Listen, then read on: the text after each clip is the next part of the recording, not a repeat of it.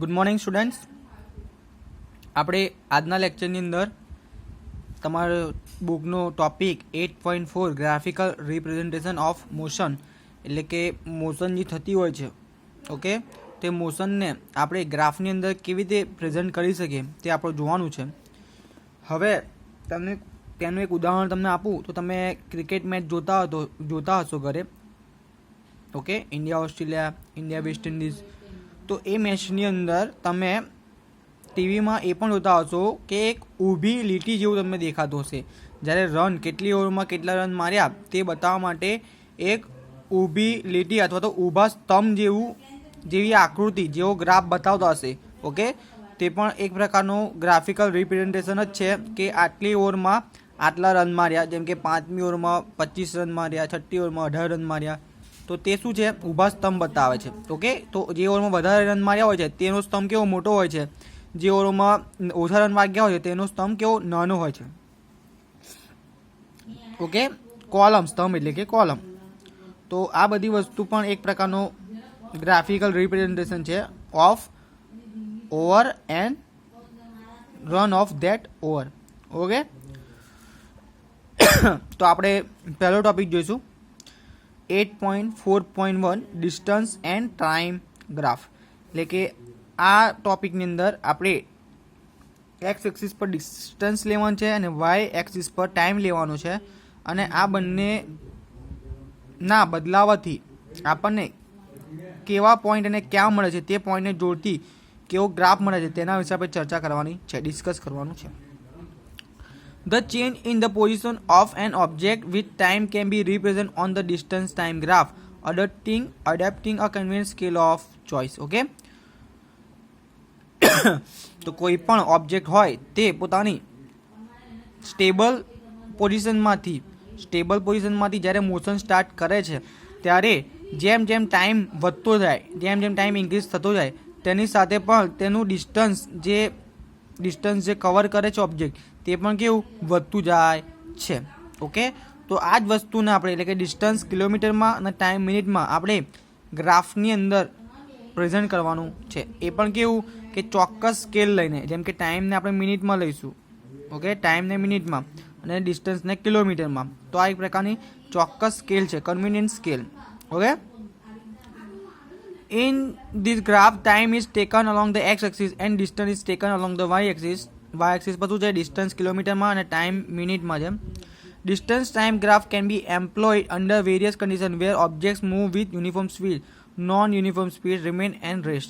એટલે કે distance time graph પરથી આપણે કેટલીક વસ્તુને મેળવી શકીએ છીએ, જેમ કે યુનિફોર્મ સ્પીડ છે કે નહીં તે પણ આપણે સુધી ફાઇન કરી શકીએ છીએ, નોન યુનિફોર્મ સ્પીડ છે કે નહીં તે પણ આપણે ફાઇન કરી શકીએ છીએ, અને ઓબ્જેક્ટ રેસ્ટમાં છે કે નહીં તે પણ આપણે ફાઇન કરી શકીએ છીએ, ઓકે. તો આ જે તમને ગ્રાફ દેખાય છે તે ગ્રાફનો આપણે હમણાં સ્ટડી કરીશું કે ગ્રાફને કેવી રીતે ડ્રો કર્યો છે, કેવી રીતે પ્લોટ કર્યો છે, ઓકે. તેના જે પોઈન્ટ છે આ બધા કેવી રીતે પ્લોટેડ થયેલા છે તે પણ આપણે વાત કરીશું. તો ગ્રાફ કોનો છે? ડિસ્ટન્સ અને ટાઈમનો ગ્રાફ છે ઓફ એન ઓબ્જેક્ટ કે જે સ્ટેબલ કન્ડિશનમાંથી એટલે કે 0 પોઝિશનમાંથી સ્ટાર્ટ કરે છે પોતાની મોશન, અને તે પણ કેવી યુનિફોર્મ સ્પીડ એટલે કે તેના ટાઈમ પીરિયડની અંદર તેની સ્પીડ કેવી છે? યુનિફોર્મ છે, એટલે કે સેમ ટાઈમ પીરિયડની અંદર સેમ ડિસ્ટન્સ તે કવર કરે છે, એટલે કે તેની સ્પીડ કેવી થાય? યુનિફોર્મ સ્પીડ થાય. વી know that when an object travels equal distance in equal time interval, okay, it moves with uniform speed. Uniform સ્પીડનો અર્થ શું થાય છે કે જ્યારે કોઈ આપણો ઓબ્જેક્ટ છે તે ઓબ્જેક્ટ ઇક્વલ ઇન્ટરવલ ઓફ ટાઈમની અંદર ઇક્વલ ડિસ્ટન્સ જો ટ્રાવેલ કરે તો આપણે એવું કહી શકીએ કે આપણો ઓબ્જેક્ટ યુનિફોર્મ સ્પીડ કરે છે, એટલે કે યુનિફોર્મ સ્પીડમાં છે, okay. This shows that distance traveled by the object is directly proportional to time taken. એનો મતલબ શું થયો કે જે ડિસ્ટન્સ ઓબ્જેક્ટે જે ડિસ્ટન્સ ટ્રાવેલ કર્યું છે તે ડિસ્ટન્સ ડાયરેક્ટલી ટાઈમના પ્રપોર્શનલમાં છે. કેમ? કારણ કે તેની સ્પીડ છે તે તો યુનિફોર્મ છે, એટલે કે કોન્સ્ટન્ટ છે. સ્પીડ બરાબર શું થાય? સ્પીડ બરાબર શું થાય? ટોટલ ડિસ્ટન્સ એટલે કે distance travel by object upon time taken by object. હવે સ્પીડ જે છે તે સ્પીડ જ કોન્સ્ટન્ટ છે, યુનિફોર્મ છે, એટલે શું થશે, જે ડિસ્ટન્સ ટ્રાવેલ બાય ઓબ્જેક્ટ જે છે તે ટાઈમના પ્રપોર્શનમાં એ છે. કેમ? કારણ કે સ્પીડ તો કોન્સ્ટન્ટ છે, યુનિફોર્મ છે. Thus, for uniform speed, a graph of distance travel against the time is straight line. એટલે કે જો આપણે અહીંયા આગળ જો આ જે ગ્રાફ જે છે તો ડિસ્ટન્સ કિલોમીટરમાં અને ટાઈમ મિનિટમાં આનો જે ગ્રાફ મળે છે, ઓકે, અને આપણે પહેલા ગ્રાફ કેમ ડ્રો કરીશું કે જો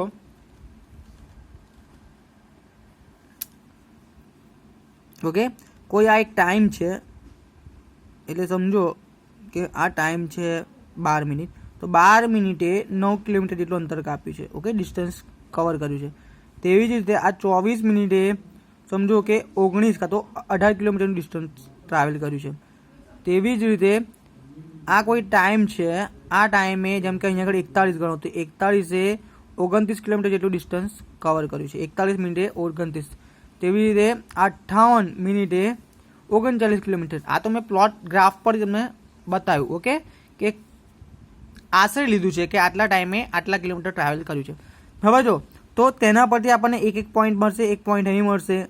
આ ટાઈમને ઉપર લઈ જઈએ ને આ ડિસ્ટન્સને એક્સ એક્સિસ પર ખેંચે, એક્સ એક્સિસને પેરેલલ ખેંચે, અને આ જે ટાઈમ છે તેને વાય એક્સિસને પેરેલલ ખેંચે, તો આ એક પોઈન્ટ મળશે. તેવી જ રીતે આને આપણે વાય એક્સિસને પેરેલલ અને એક્સ એક્સિસને પેરેલલ, તો આ એક પોઈન્ટ મળશે. તેવા બધા જ પોઈન્ટો 1 2 3 4 5 આ બધા પોઈન્ટ મળશે. આ બધા જ પોઈન્ટને આપણે એક લાઇન વડે કનેક્ટ કરવાના છે. કનેક્ટ કર્યા પછી આ જે લાઇન મળે છે તે કેવી મળે છે? સ્ટ્રેટ લાઇન મળે છે. તો એનો મતલબ શું થયો કે ઇક્વલ ઇન્ટરવલ ઓફ ટાઈમની અંદર કોઈ પણ ઓબ્જેક્ટ જે સ્ટેબલ કન્ડિશનમાંથી મૂવ થાય છે ત્યારે ઇક્વલ ડિસ્ટન્સ ટ્રાવેલ કરે છે, અને તેના કારણે જ આપણને તેનો ગ્રાફ ડિસ્ટન્સ વર્સેસ ટાઈમનો ગ્રાફ આપણને સ્ટ્રેટ મળે છે. Okay, the portion of OB of the graph shows that the distance is increasing at uniform rate. તો જો આ જે OB પાર્ટ જે છે તે સ્ટ્રેટ લાઇન છે, તો એનો મતલબ શું છે કે ઇક્વલ ઇન્ટરવલ ઓફ ટાઈમની અંદર ઓબ્જેક્ટ જે મૂવ થાય છે ત્યારે ઇક્વલ ડિસ્ટન્સ કવર કરે છે, એટલા માટે સ્ટ્રેટ લાઇન મળે છે.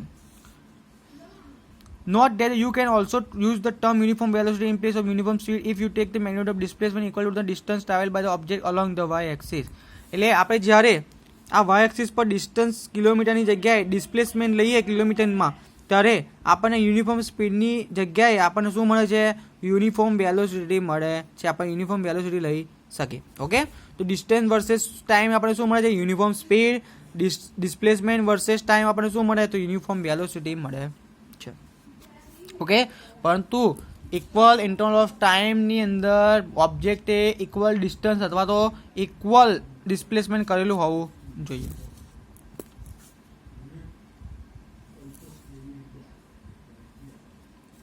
We can use the distance time graph to determine the speed of an object. એટલે કે આ ગ્રાફ પરથી આપણે ઓબ્જેક્ટની સ્પીડને ડિટરમાઇન કરી શકીએ છીએ. To do so, consider small part of AB of the distance time graph so in figure. એટલે કે ફર્સ્ટ ઓફ ઓલ આપણે શું કરીશું, આ જે બે પોઈન્ટ મળ્યા છે, ઓકે, અલગ અલગ 1 2 3 4 અને 5 આ અલગ અલગ પોઈન્ટ મળ્યા છે. આ પોઈન્ટ પર આપણે આ A પોઈન્ટ અને આ B પોઈન્ટ લેવાનું છે. તો આ A પોઈન્ટ જે મળે છે તે T1 ટાઈમે મળે છે, B પોઈન્ટ મળે છે તે T2 ટાઈમે મળે છે, અને A પોઈન્ટે આપણે ડિસ્ટન્સ કેટલું કવર કર્યું છે? S1 જેટલું, અને B પોઈન્ટે આપણે S2 જેટલું ડિસ્ટન્સ કવર કર્યું છે. Draw line parallel to x axis from point A and another line parallel to the y axis from point B. એટલે કે A માંથી આ A પોઈન્ટમાંથી x axis ને પેરેલલ આપણે એક લાઈન ડ્રો કરવાની છે, B પોઈન્ટમાંથી y axis ને પેરેલલ એક લાઈન ડ્રો કરવાની છે. એટલે આપણને આ શું મળશે? A, B અને C આ એક ટ્રાયેંગલ મળશે, અને આ ટ્રાયેંગલ જે છે તે ટ્રાયેંગલનો એરિયા જ આપણને શું આપે છે? સ્પીડ આપે છે. Okay, these two lines meet each other at point C from a triangle ABC. આપણને શું મળે છે? Triangle ABC. Now on the graph AC denotes the time interval T2 minus T1 while BC corresponds to the distance S2 minus S1. તો આ AC આ જે line છે તે આપણને શું આપે છે?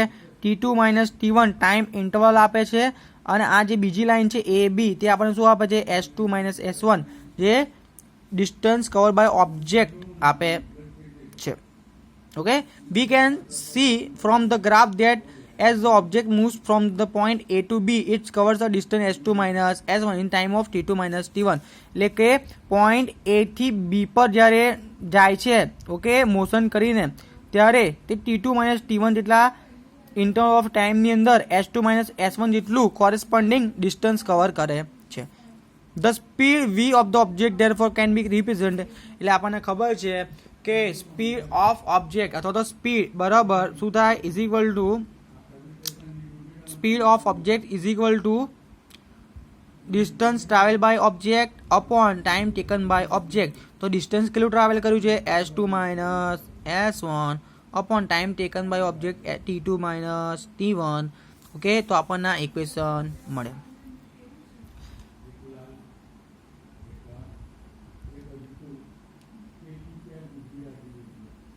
ઓકે, હવે આપણે આ એક ટેબલ છે તે જોઈ લઈએ. Distance travel by a car at regular time interval. એટલે કાર જે છે તે સ્ટેબલ પોઝિશનમાંથી સ્થિતિમાંથી સ્ટેબલ કન્ડિશનમાંથી ટ્રાવેલ સ્ટાર્ટ કરે છે. ઓકે, તો તે ટાઈમ ઇન સેકન્ડ તો 0 સેકન્ડની અંદર તે 0 કિલોમીટર જેટલું અંતર કાપે છે. કેમ? કારણ કે તો જે કાર છે તે સ્ટેબલ પોઝિશનમાંથી પછી બીજી સેકન્ડે તે 1 કિલોમીટર જેટલું એટલે કે 1 મીટર જેટલું સેકન્ડમાં છે એટલે કે 1 મીટર જેટલું ડિસ્ટન્સ કવર કરે છે. પછી જો 2 સેકન્ડનો ઇન્ટરવલ ઓફ ટાઈમ છે. ઓકે, 2 સેકન્ડનો. કેમ?